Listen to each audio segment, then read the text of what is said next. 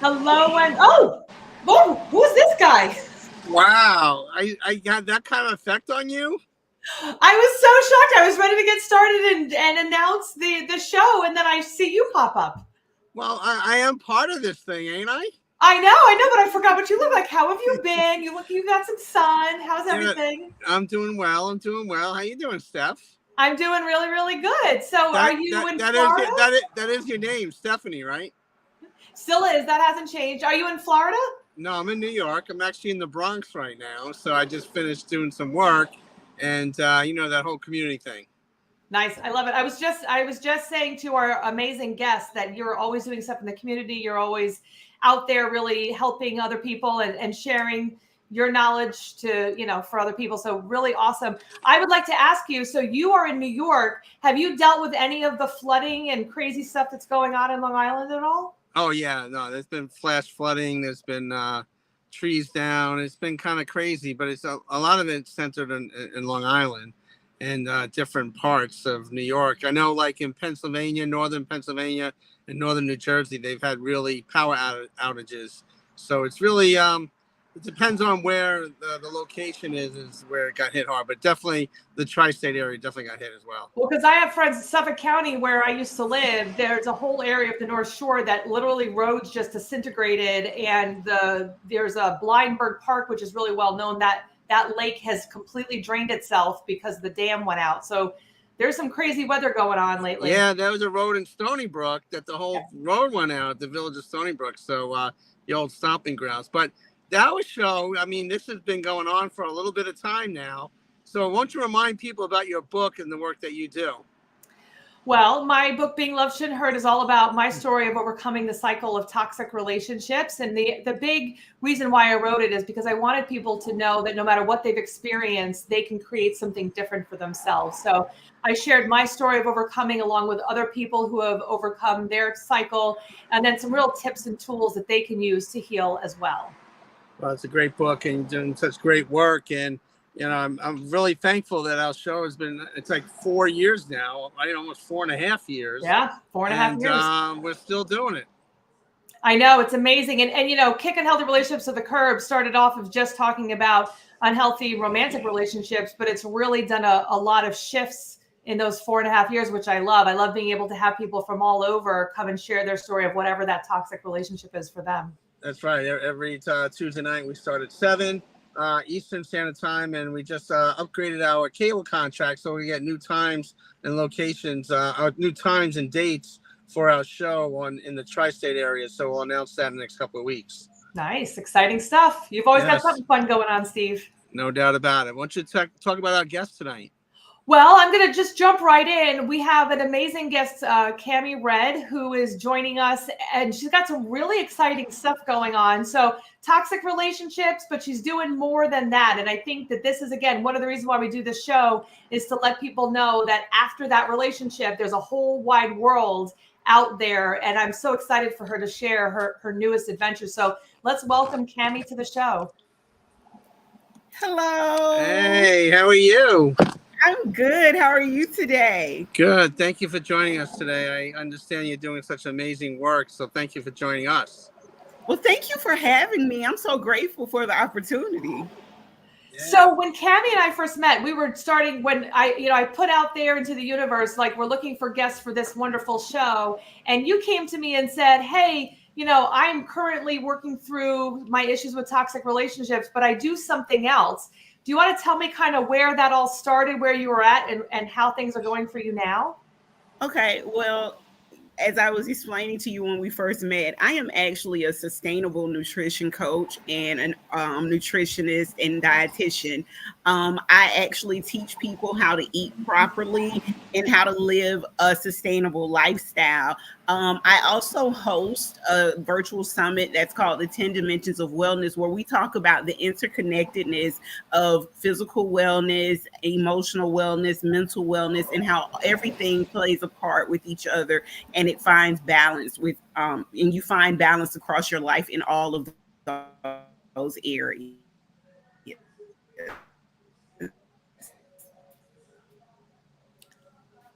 Is that Cami's or is that mine?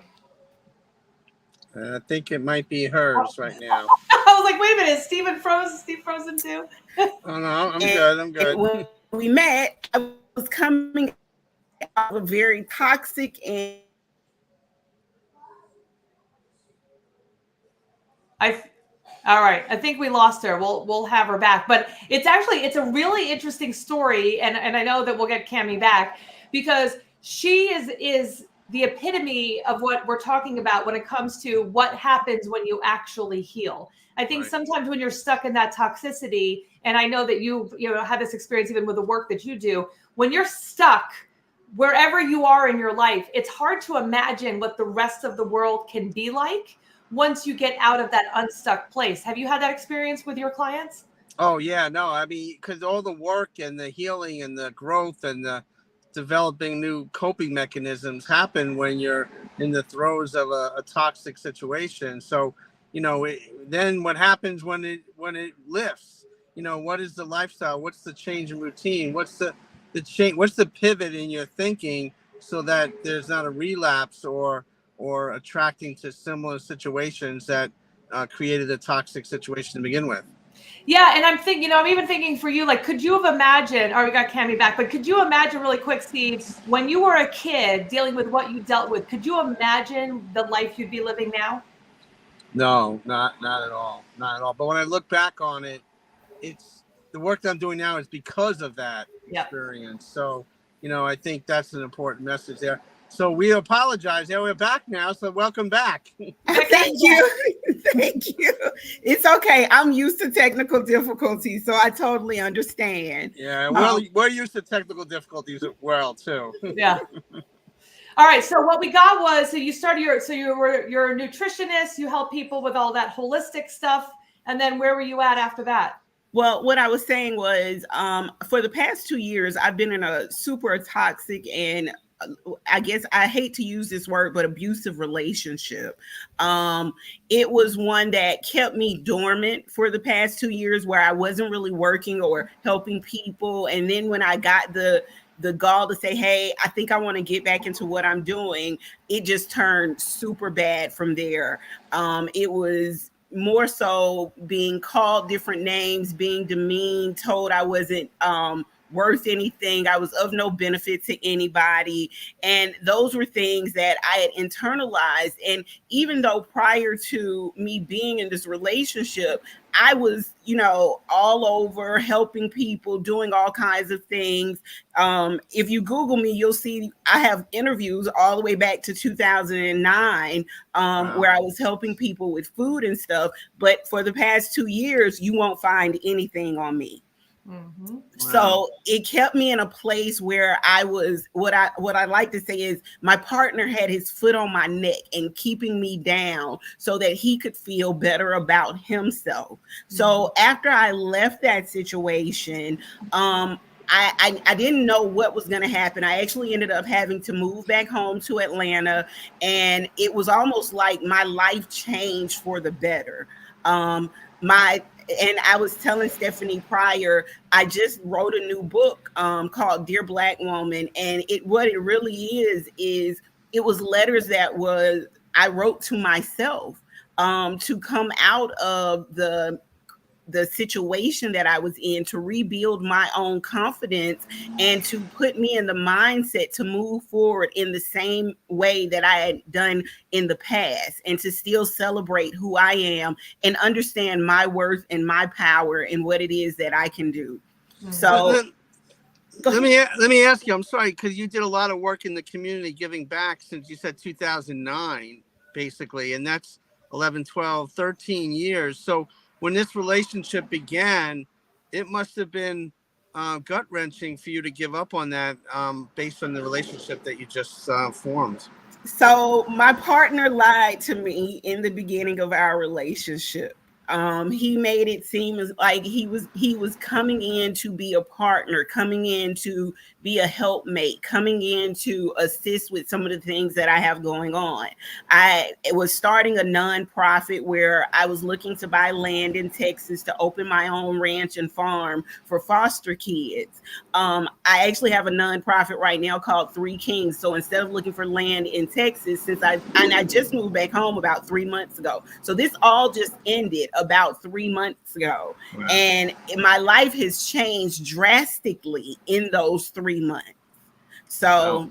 yeah, he sort of misled himself. And once we got into the relationship, it was totally different than what he had said it was going to be.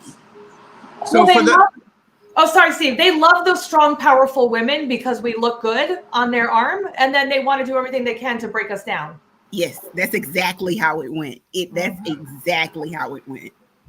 So for that 2-year period where you weren't doing the things that you were doing, giving back and helping people and empowering others, it must have been really challenging for you. It was. And I tell people it got to the point where I couldn't even look at myself in the mirror. That's how depressed I was. I was always in flight or fight mode. Not knowing what was going to happen from the next day to the next day. And it was always a switch up every month, every week. It was something different all the time. And as I stated, I was being told that I was worthless, that I was useless, that I was of no benefit to anyone. And the things that I was trying to do were a hindrance to his life as opposed to something to benefit us all. Isn't it amazing? I mean, even though you had done all this great work, and this is what I see all the time with clients too, is that these successful, professional, smart, beautiful women that have been able to do all these things, but they get with someone who feels bad about themselves and tries to bring them down. But you would think on the outside that you'd see it right away and be like, screw that, I'm not dealing with someone talking to me that way. But when you're in that relationship, this is supposed to be the person that loves and respects us and supports us. So it's such a confusing time with our brain, because in one sense, they're our partner and they're telling us how they love us and what they want, what's best for us and all that kind of stuff. And then on the other hand, they're saying all these horrific things that are really just meant to manipulate and control us. And as women, we're nurturers. So even if we see, like for me, what I was telling my friends is, I know he's insecure and I know he's this, but I'm doing everything, on my part to let him know that how much I love him, how much I value him, how much of this, I know he's feeling this type of way. I know this about him. So I'm good. And in my mind, I actually thought I could fix the situation. Yeah. And instead of fixing the situation, it actually hurt me a whole lot more. Wow. And moving back to Atlanta, what was the turning point for you? Were you nervous about moving back? Did you kind of welcome it? And what have you changed within yourself that you're doing in Atlanta that maybe not in Texas? I'm going to be honest with you. No, I did not welcome it. I did not want to do it. To me, moving back home seemed like a failure in my life.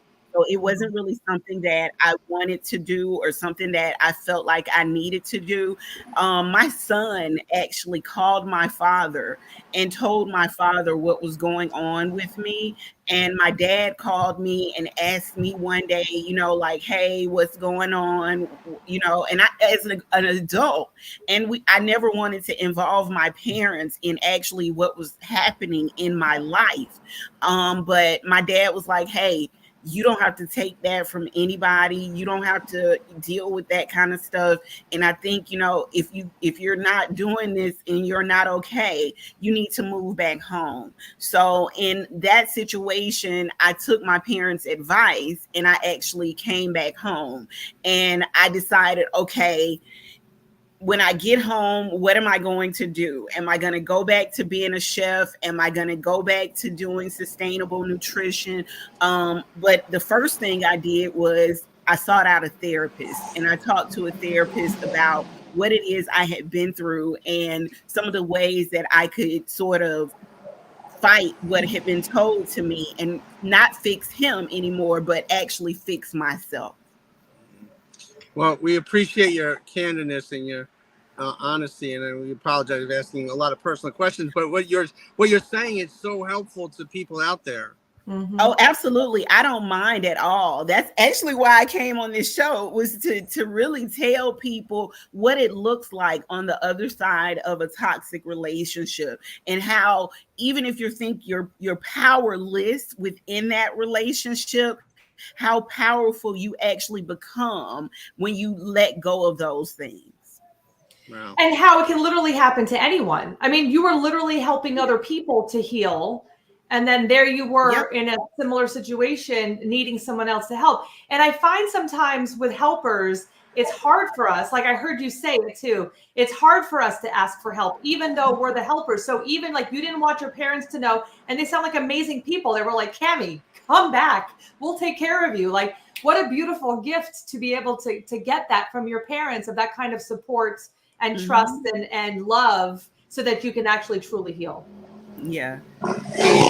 Like I said, toxic situations have a way of just breaking people down. Even when you think that you are the one that you think you can fix it. Oh, I'll be okay. I'm strong. No, this will never happen to me. People are manipulative. People lie.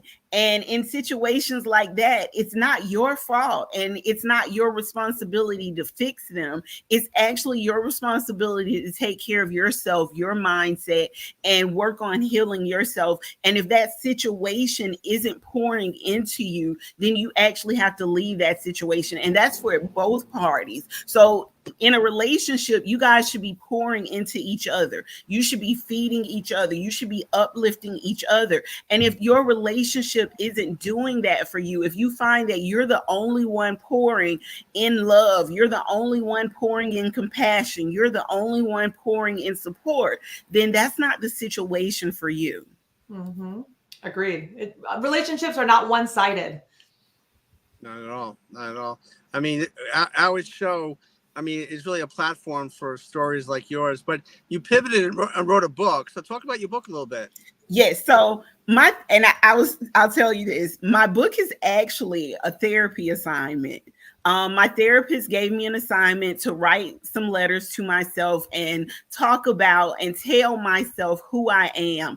And she told me, if you were a young lady going through this, what would you say to someone who had gone through this? And these needed to be letters that I would truly and genuinely understand. So the book is called Dear Black Woman, and it's letters of love, strength, and empowerment. And throughout the book, it's just a bunch of letters to tell me to, build my confidence. Perfection is not real. Vulnerability is a good thing. Let go of past traumas, build a community, find people to support you. So each letter is a love letter to myself that I wrote. And when I wrote it, my therapist asked me, she said, hey, can I have a copy of this? And she got a copy of it. She showed it to a friend, and she came back to me and said, hey, I know being an author is like your little side hustle and what you do part-time, but you should really consider publishing these letters, because other women are going through what it is that you're going through. Other women have gone through some of these things, and I think everybody needs to hear this. And even though the book is called Dear Black Woman, but that's because that's what I am. The book is literally for anybody. Anybody can read it. My son read it and said, hey, Mom, I know you said this is for women, but this is actually, men can apply these lessons as well. Mm-hmm. So my book is just love letters to self, telling people, hey, no matter what you're going through, you can overcome this. And these are the ways to keep moving forward. Okay, but now share with the audience, and Steve's going to be blown away by this. So you wrote this as an assignment for therapy, which Steve is a therapist, so he already got excited about that. Yes, I am. You're getting some ideas here. Yeah, he's getting some ideas. But now, tell us where you're at now with the book, because it went from like this assignment. Share where you're at now with this. Okay, so my book is now on Audible. It's on Barnes and Noble. It's on Amazon. It got picked up by Ingram Sparks. It is actually going to be in local bookstores and libraries. I go on tour in October in the United States, but My book isn't just in the United States. It's also been picked up internationally as well. So I will be going to Europe and to the Caribbean on a book tour as well with my book. So see how on the other side of this toxic relationship, and because of this toxic relationship, I am now thriving and doing Wow. very well. Wow, that is remarkable. You must, when that all unfolded like that, I mean, what was your first thoughts when you got the call that this was happening this way? Steve, I just wrote the book last month. So Oh my goodness. Wow. yeah, so it's literally been about a month now. What is today? Today is, yes, it has been exactly 1 month. And I am forever grateful because I am extremely overwhelmed, extremely busy, and it was all just coming to me at once. And like I said, I just moved home 2 months ago to Atlanta, so this was not a part of my plan at all. So guess what? You're not staying in Atlanta. No,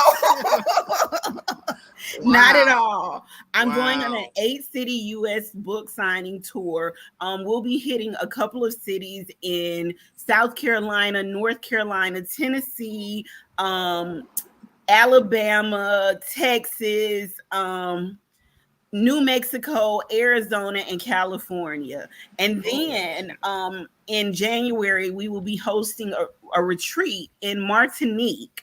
And then in April of next year, I will be going to Paris, London, Lisbon, Berlin, and to Amsterdam. Holy cow. This is the part of the show I feel insignificant. That is remarkable. Stephen, where's your book, Stephen? I know. Yeah. Wow. I mean, how does your family feel about all this? Everyone is excited. My grandmother, and I'm so blessed. So when I say I didn't want to move back home, moving back home actually ended up just being a blessing in disguise. I got the love that I needed from my family, and luckily for me, I still have both of my grandmothers here on earth. So my grandmothers are always pouring into me. And my grandmother, the other day, my aunt came over and she was telling my grandmother that she had listened to my book and she had heard it and how wonderful it was. And my grandma was like, well, why haven't you given me a copy of it? Sounds like a grandmother thing to say. Yeah. Wow. Now, you mentioned earlier work with foster care or interest in working with foster children in the foster care system. I'm a product of the foster care system, so that sparked my eye a little bit. What's your thoughts about your work with them? Well, Steve, I've worked in nonprofit and, like I said, the service industry for a very long time. That's actually part of why I moved to Texas. I was contracted by a nonprofit organization to be their program coordinator. And while I was there, I became a CASA volunteer. And one day I got a call from the local high school about some kids that their foster parents had moved and they didn't want to move with them. So they were actually staying in the park behind the school. And that really, really touched my heart. So I decided to go out and get registered to become a foster parent. One of the things that I am working on doing is buying land here in Georgia to open my own ranch and farm, but also to open my own foster care facility for CWOPs, which are children without placement. Right. So I'm looking to house young boys between the ages of 8 to 17, but also I've developed a vocational program so that after the age of 17, once they're out of the foster care system, between the ages of 18 to 25, they'll still be able to maintain residency on my farm by us enrolling them in certifications and in a vocational program that teaches them agriculture. So we're hoping that by the time these boys graduate from our program, they'll be able to go work in various areas. And we're partnering with some banks because we also want to build our own group of landowners. So we want to give young kids the opportunity to own their own land as well. Well, that's great. Yeah, two things you're going for you with that. I mean, the struggles are when children age out.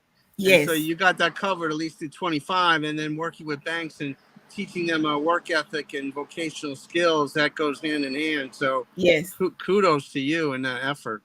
Thank you. It was just something like I saw a lot of kids at 18 being placed in homeless shelters, or, you know, they were just dumped on college steps if they were going to college. So it was very important. And my son did not leave the house really until he was 25. And I know that 18 is not an adult, even though the state and the government says otherwise. Most children are not ready to really leave nowadays. You have a lot of people who even at 30 are moving back home because they're not financially stable enough to actually live in the world today. So how are you going to throw a 17 and or 18-year-old out and expect them to actually, you know, be able to build, be secure, be safe, and, you know, build their own life that way? Yes, some of them do it and they fight against what society has done, but a lot of them don't. And a lot of them end up in penitentiaries or in the criminal system. So that's one of the reasons why we are actually looking to buy land, just to prevent that from happening. I wrote a book not too long ago called Unveiling the Tangled Path. I told you being an author is just my side hustle. I love to write. And it's actually about the foster care to penitentiary pipeline and how a lot of kids go from foster care to being in the penitentiary system, but it's not by their own design. It's actually based on survival. Right. Wow. I mean, yeah. So the 2 books are out there, right? How can people contact you, get a hold of you, or if they had follow-up questions for you, how would they reach out to you?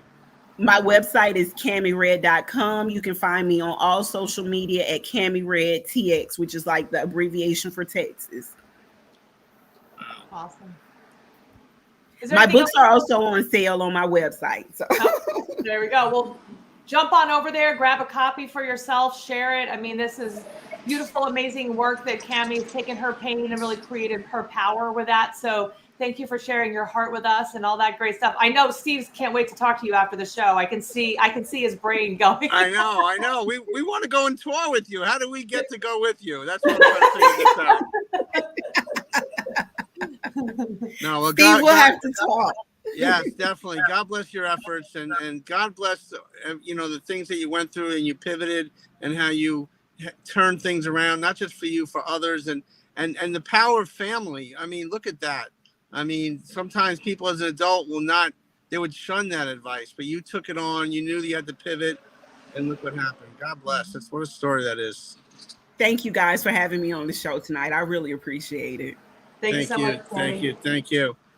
Wow, Stephanie, great show. I told you we got great guests, and we got some more great guests coming up. So make sure you come and hang out with us next Tuesday at 7 p.m. Eastern Standard Time. And never forget, you are way better than you realize. Right. And remember, I'm not a guest. I'm a co-host. Remember that. Okay? Remember that. We'll We'll see you next week. Bye, everybody.